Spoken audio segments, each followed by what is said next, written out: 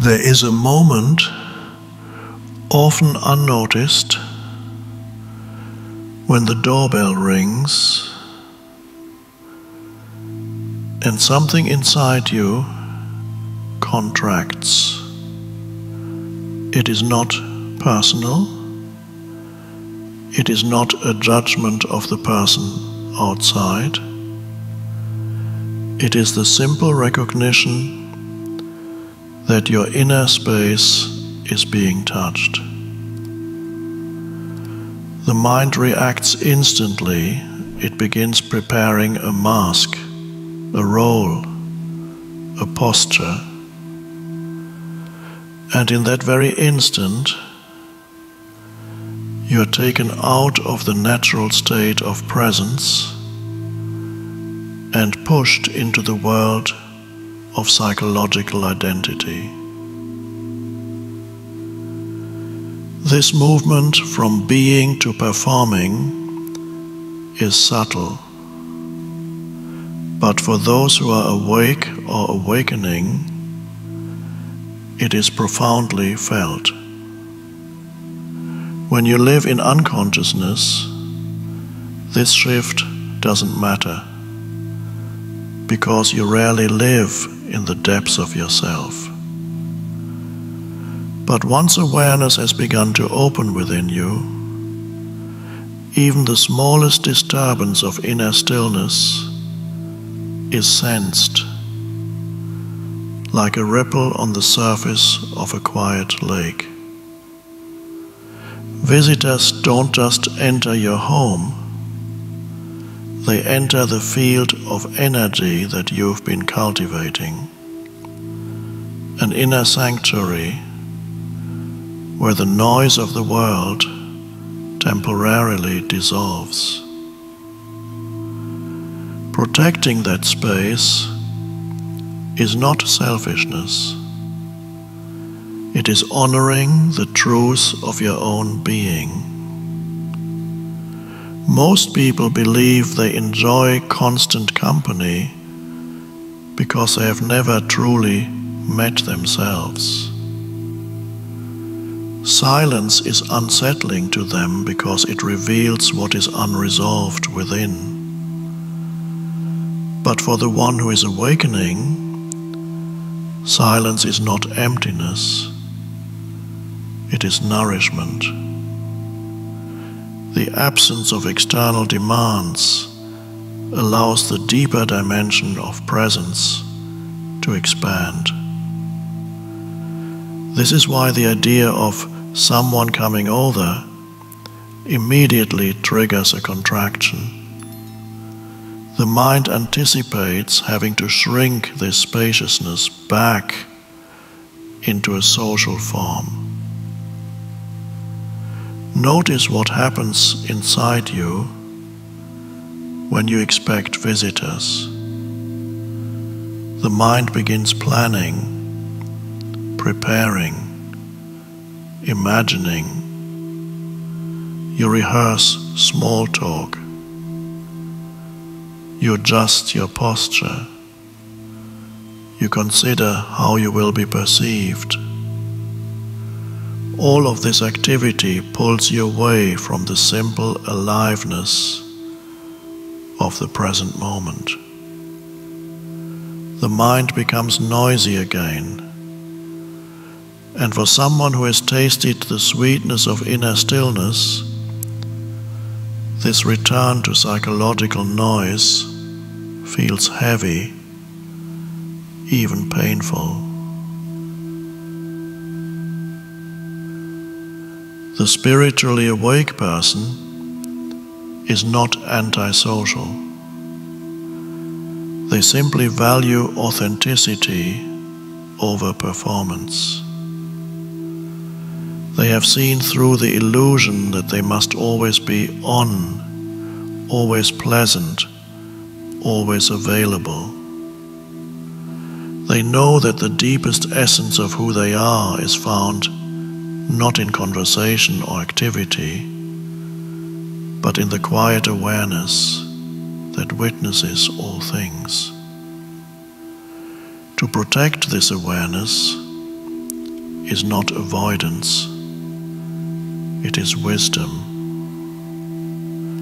Your home for the awakened or awakening individual becomes an extension of your inner space. The objects are chosen with intention. The silence is alive. The light enters the room like a gentle companion.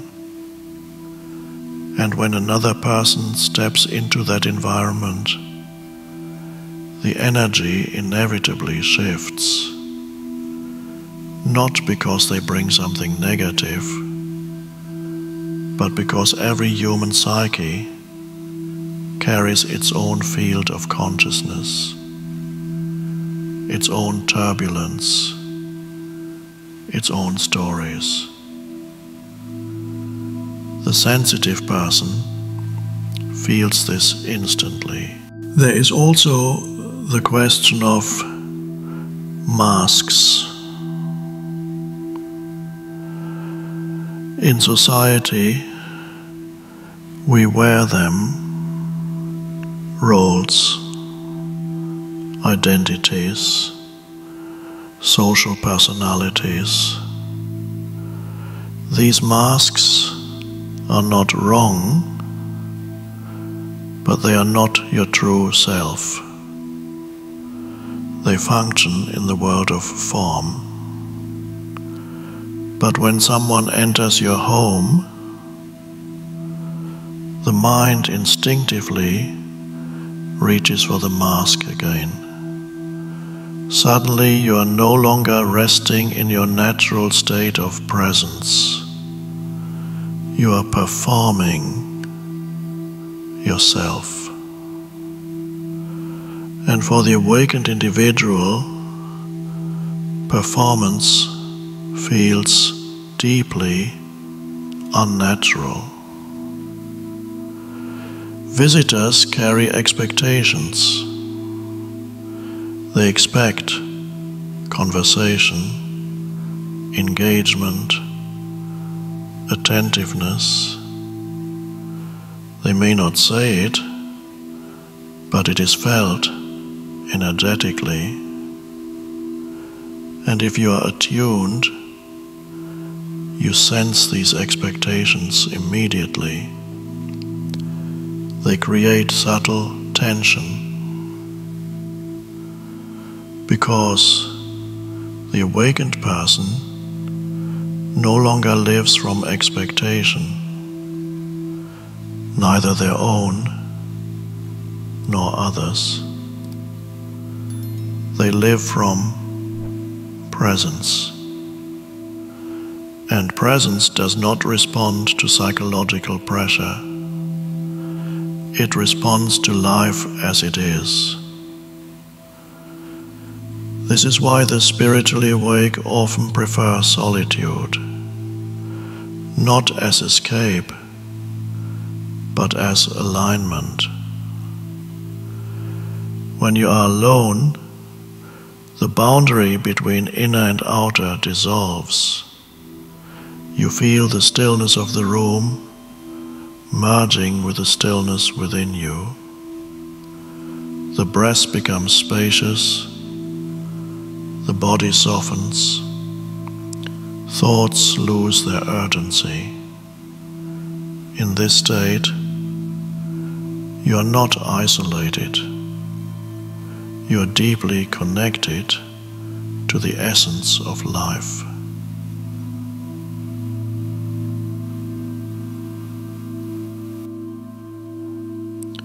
Some people believe that solitude means loneliness. This is because they have only experienced the mind's version of being alone, a state filled with anxious thoughts, fears, and stories. But for someone more awake, solitude is not the absence of others. It is the presence of being. It is the recognition that who you are is not dependent on roles or interactions. it is freedom. Visitors disturb this freedom because they activate the psychological self, the part of you conditioned by society, family, culture. This self is concerned with impressions, expectations, and social norms. The awakened individual has seen through this self. They no longer identify with it. Yet when visitors arrive, the mind tries to revive it. And this revival feels like a step backwards into unconsciousness. There's also a physical dimension. For the awakened or sensitive person, the body is no longer just a body. It is a field that receives and transmits subtle energies. When someone enters your space, their emotional state, their thoughts, even their unconscious patterns are felt in your body. Not because you absorb them intentionally, but because awareness has made you more receptive. This sensitivity is a gift, but it requires boundaries. Imagine a candle flame in a quiet room. It burns steadily, without disturbance. Now imagine opening the door. Wind rushes in, and the flame flickers. Visitors bring this wind. Again, not because they do anything wrong, but because their presence introduces movement into a space that had settled into stillness. The flickering of your inner flame is felt as discomfort. Human interaction, when unconscious, is noisy. Even without words, there is mental chatter, subtle tension, emotional residue. When two unconscious people meet, this noise is normal. It is all they know. But when an awakened person meets someone who lives primarily in the mind, the contrast is stark. The quietness of presence must now share space with the turbulence of thought. This is why true connection for the awakened person is rare. They can enjoy company, even cherish it, but only when the meeting happens from presence, rather than psychological identity.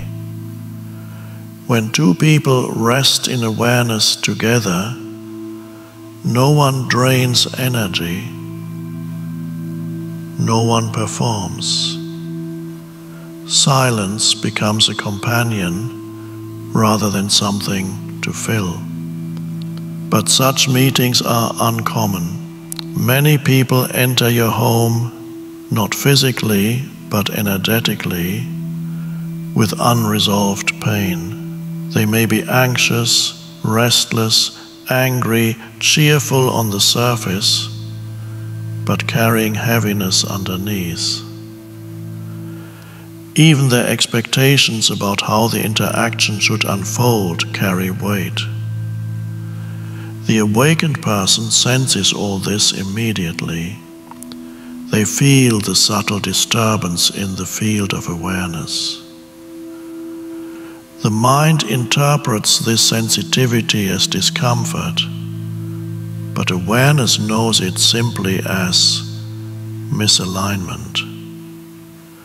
The energy of the visitor is not in harmony with the stillness you've cultivated. And so your whole being naturally withdraws, not out of rejection, but out of the instinct to return to presence. Notice also the sacredness of your space. When you've lived consciously, your home becomes more than furniture and walls. It becomes a sanctuary where the mind dissolves and the heart expands. Allowing someone into that sanctuary is like letting them step into your innermost being. It requires trust, resonance, and alignment. This is why you feel the contraction even before opening the door. The body knows before the mind understands. It says, "Something is entering my field."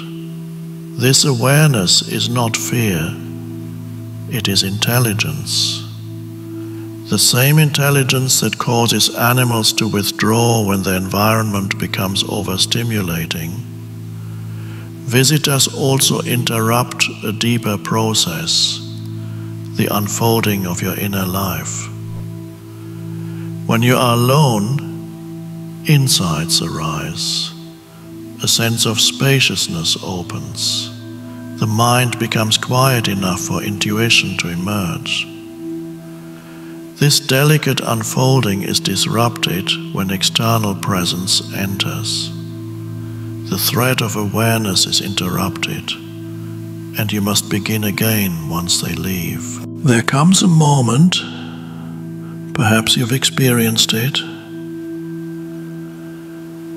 when someone leaves your home and the silence that follows feels like a deep exhale.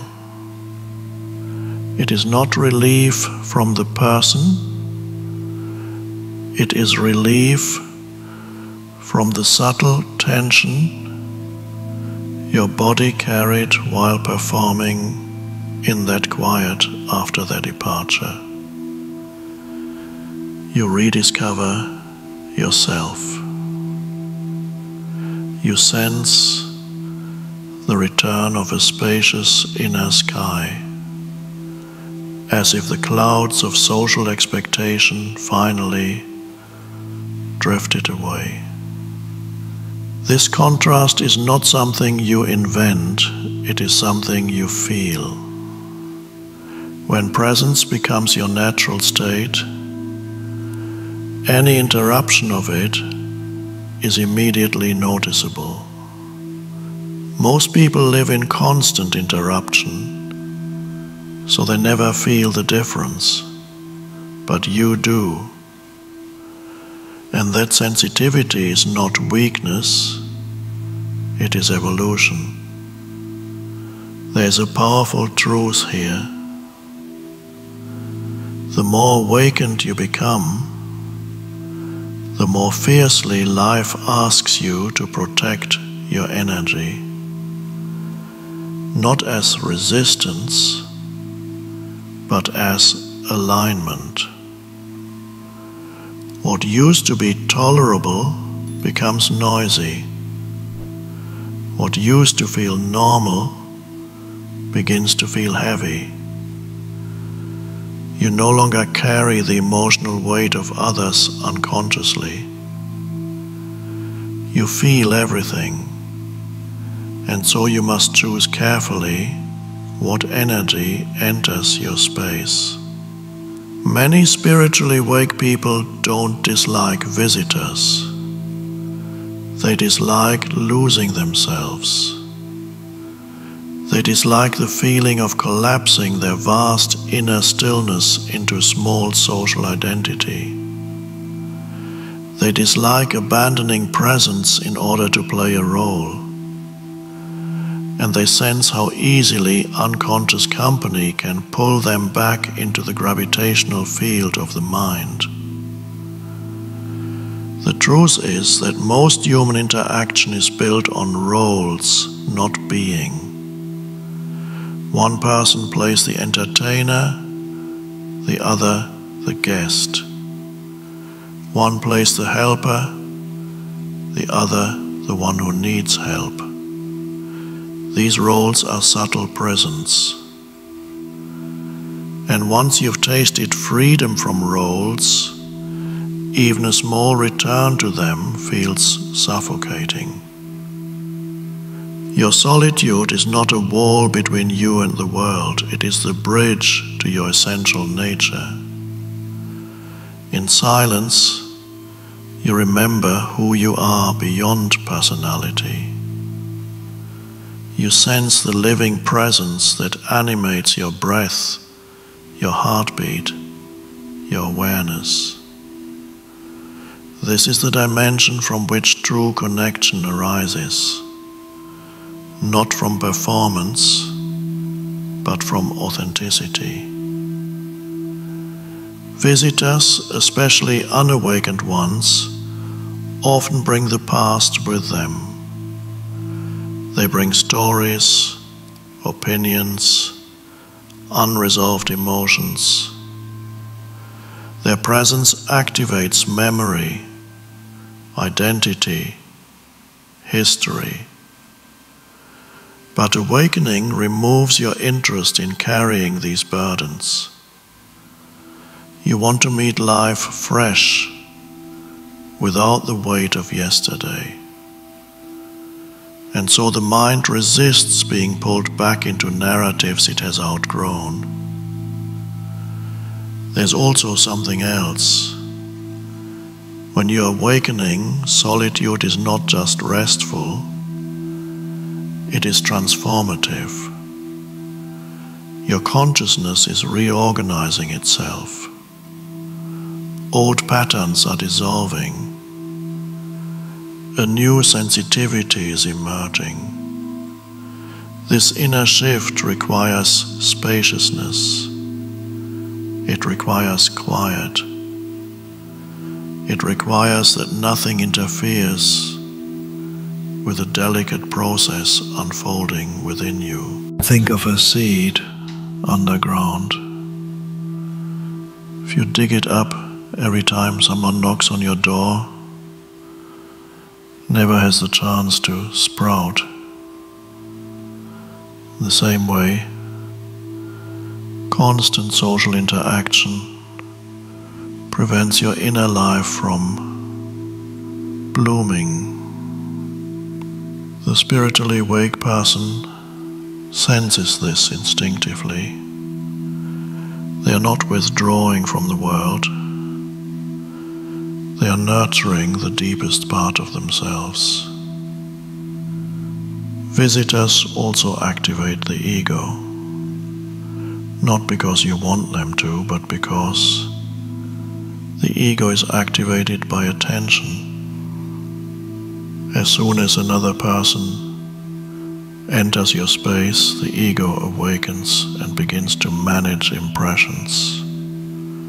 How do I appear? What should I say? How should I behave? This movement away from presence is felt immediately by the awakened person as heaviness. You may have noticed that even with people you love deeply, you sometimes feel drained, not because of them, but because of the unconscious energy that accompanies them. Love does not always equal resonance.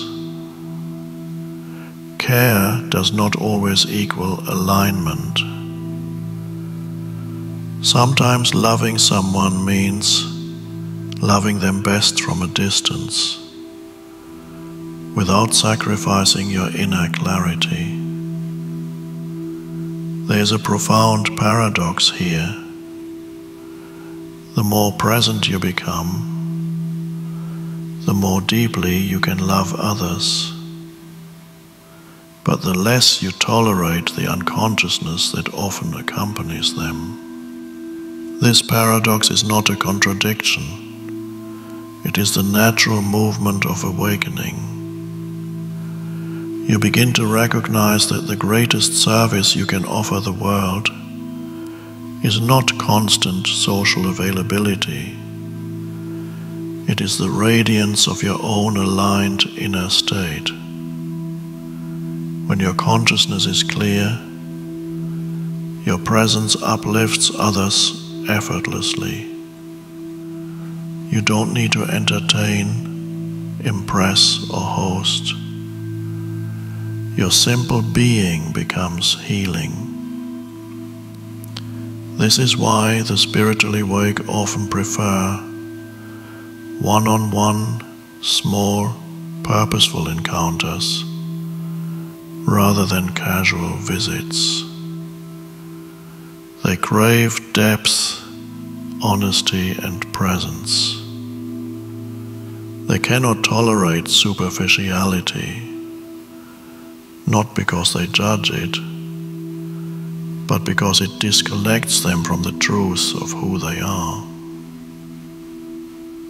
You may even notice that when you force yourself to entertain visitors, your energy becomes fractured, your thoughts scatter, you lose the silent inner rhythm that guides your day.